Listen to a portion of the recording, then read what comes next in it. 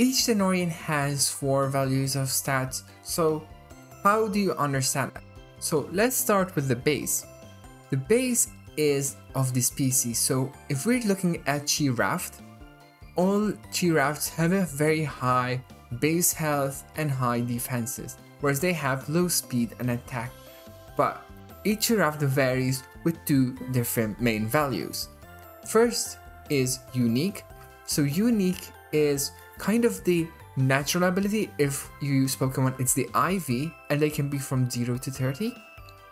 And the higher it is, it's obviously the better. Now, automatically you usually don't have very high values like I have here, but if you find unique items up, you can use them and increase the unique value. So now these arranged and updated uniques have an orange value. Then there is also effort. Effort can be up to 500 in total, but up to 200 in any stat. So in this case, I have a mixture of health, defense, and rage defense. Now, you gain effort by either killing wild Tanorians, Tanorians of specific things. So for example, killing a giraffe gives 3 HP, but you can also gain that during trainer battles. But there are also items like stat up and stat max that you gain from 3-star, and now even event star ruptures that you can use. I will show you that in a second, but if we go back now, the stats therefore, for example, my giraffe has 178 health. That is a mixture of the base, the unique, the effort, and obviously the level. Now let's take a look at our cheerleader. So cheerleader, for example, right now has 0 efforts.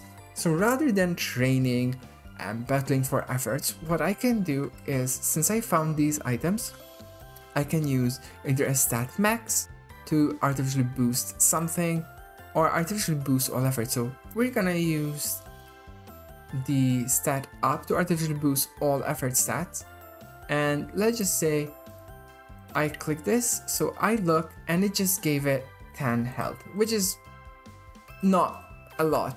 So this gives a little bit. It's not actually to all effort stats, it's just to a single.